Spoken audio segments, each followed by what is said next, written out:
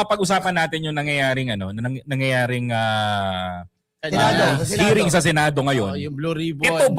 Ito bang hearing sa Senado ay legal o illegal? Yan ang gusto ko pong malaman kasi gusto ko mapag-usapan natin dito ng apat. Kasi ako po kasi sabi nila, ito daw pong si Alan Peter Cayetano ay sinipa na sa pagka-Senate President. At Senate for tempore, etong si Sherwin Gatchalian.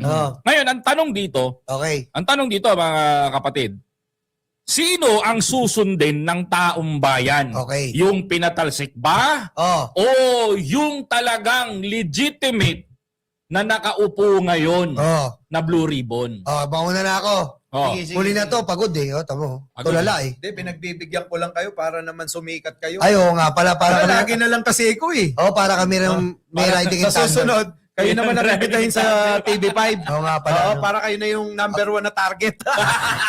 Okay, mauna na ako. Sige, tira. Ito po mga kababayan, bilang bukas na issue ngayon, ang legit po talaga dyan ay si Sherwin yata yan. Sherwin yata yan. Sherwin Diba? Gatchalian. Sherwin Gatchalian, mga kababayan. Kasi po, ganito, dalos tatatlong araw kayong hindi papasok. Tapos, nung nagkaroon ng quorum, nagulat kayo sa nangyari. Pia, Alan, Lauren, Amy, Baba, Robin, Marcoleta, Aso, tumigil kayo sa kaibangan nyo.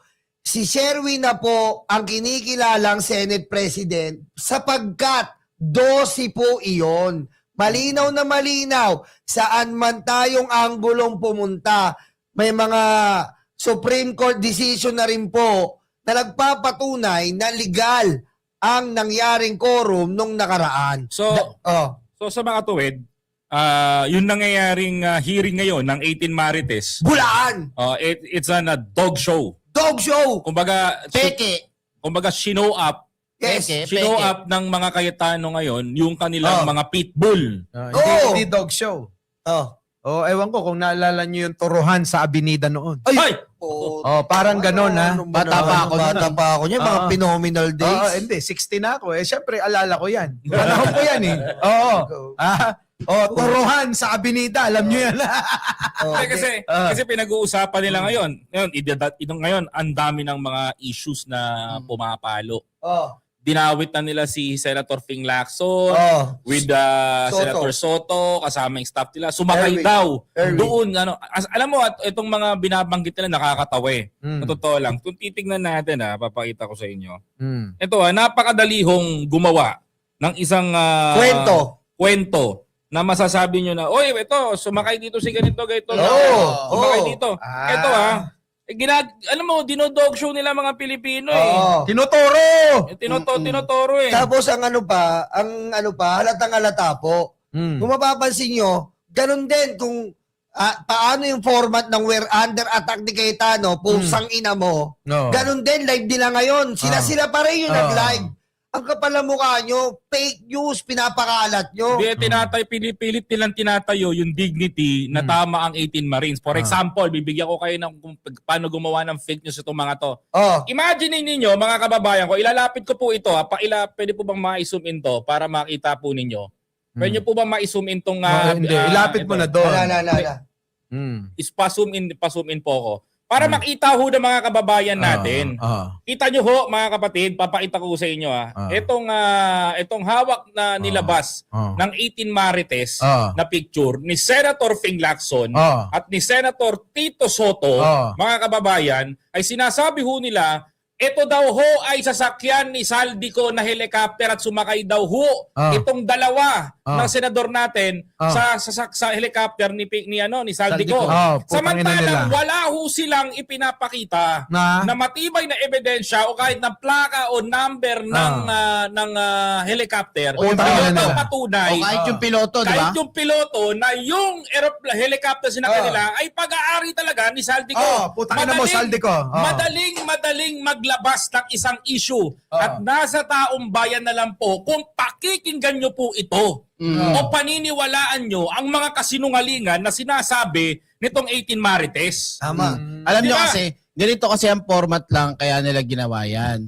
Kung tutuusin talaga, fake news lahat naman ang sinasabi nila. Pinanood ko yan mula umpisa hanggang matapos. Wala silang pinakitang solid na ebidensya kung hindi picture, kwento, yun lang. Affidavit, nagdadagdag pa. Ang pinaka main purpose nila dyan, linlangin lang yung utak ng mga kababayan natin. Parang si Gutesa, lumabas, nagpasabog, walang ebidensya, nawala. Kaya nila gustong-gustong lumabas sila 18 marites para magdadaldal ng kung ano-anong fake news at bigla na lang mawawala. So tatanim sa utak ng mga kababayan natin na yun ay magmumukhang totoo na wala naman ipinakitang ebidensya. May kulang pa yan, may kulang pa. Kulang. Ang gagawin ng mga 18 marites, magpapalaganap ng fake news.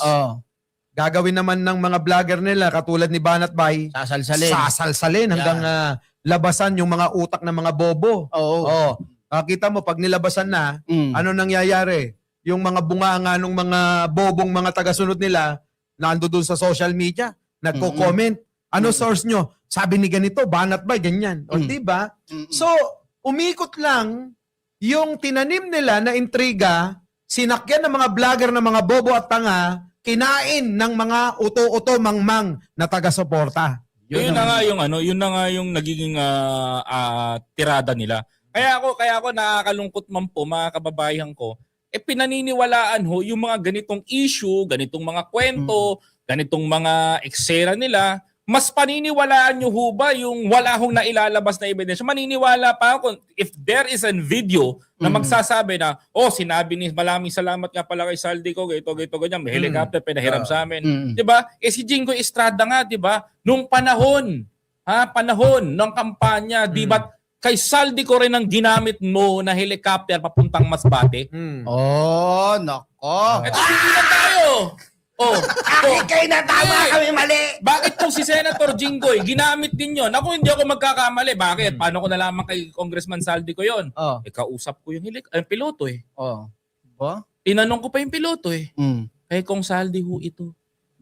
Matindi. Diba? Galing kami na Masbate, may kampanya na may campaign. Di ibig sabihin nun, involved din ba si Jinggoy doon?